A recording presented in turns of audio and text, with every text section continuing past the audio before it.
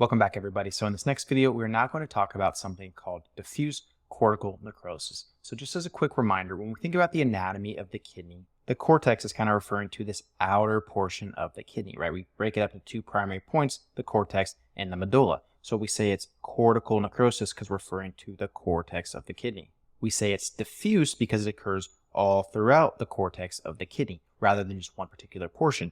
And necrosis means death of the cells and the structures in the kidneys. So altogether, we have diffuse or widespread cortical regarding the cortex of the kidney itself, necrosis, death of the cells. Now, the pathophysiology of how this occurs is a bit unclear. However, we suspect it's due to vascular vasospasm, and this continuous vasospasming of the vessels can actually lead to thrombosis and microvascular injury.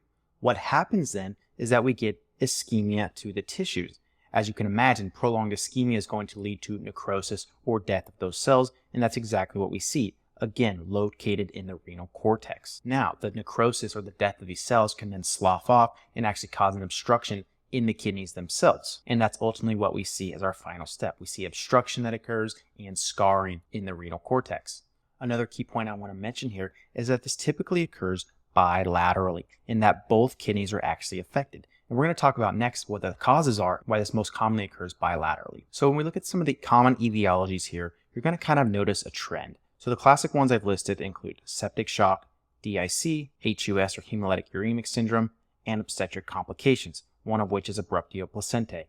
The key here is that all of these things share in common disruption to the blood flow, the amount of the vascular system that's actually reaching the kidneys. And this leads us to our primary point here is that we get ischemia in these conditions, right?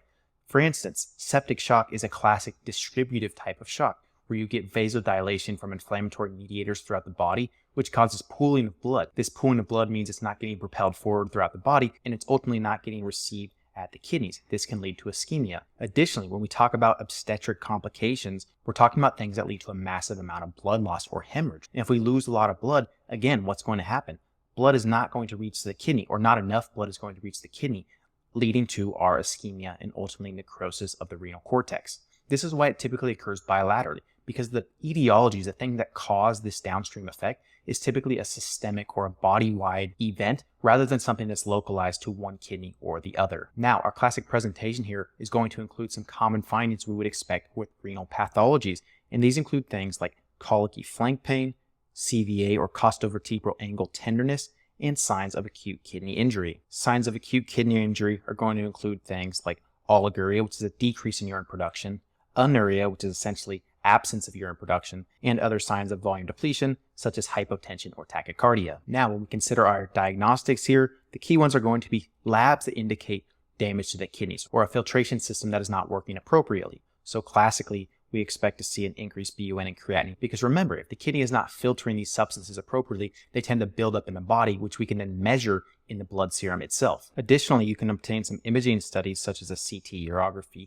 However, for the most part, if the patient's presentation and history fits with the labs, we don't typically need imaging to make this diagnosis, but it is something that can potentially be done. Now, when we think about the management options here, we're really talking about treating the underlying cause. What happened? Is the patient in septic shock? Have they had a massive loss of blood or hemorrhage? We need to treat those to improve the patient's symptoms. If the patient is having severe problems with filtering substances and they're getting a buildup of toxic metabolites, we need to consider some other things for their symptom management, including dialysis. But I think it's worth pointing out overall that this diagnosis is associated with pretty poor prognosis for the patient, right? If you have one of these conditions, such as septic shock, DIC, hemolytic uremic syndrome, or massive blood loss from obstetric complications, your kidneys are going to be in poor shape overall. It's going to be really hard to bring them back. And overall, the mortality rate for this condition is actually very high, with some studies citing it's greater than 50% with a patient developing diffuse cortical necrosis. So how is this going to present on a question stem?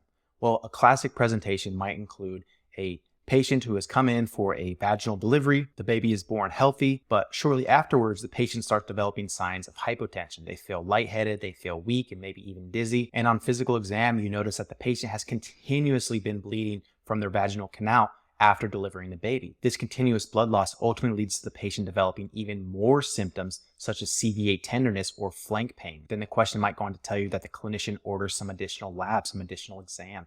They find on urinalysis that there's some red blood cells in the urine and that the creatinine is significantly elevated from the patient's baseline.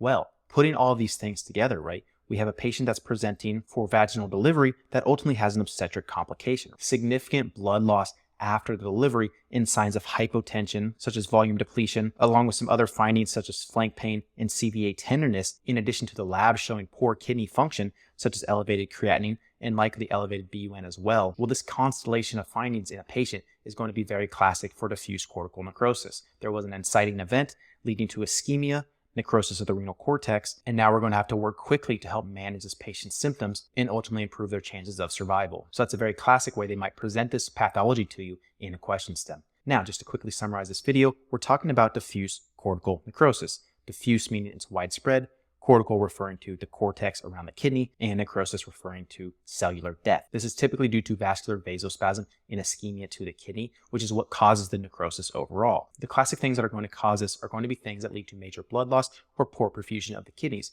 Remember, diffuse cortical necrosis, and the reason we have it in this chapter, is it is a subtype of an acute kidney injury. And so it's going to share a lot of symptoms of an acute kidney injury as well on presentation, in addition to some CVA tenderness and colicky flank pain. Diagnosis here, this is really mostly a clinical diagnosis, but we would get some labs that would show us worsening renal function, such as elevated BUN and elevated creatinine. You could consider getting a CT urography, although this is not commonly done at this point in time. The management here is, again, really going to revolve around symptom management.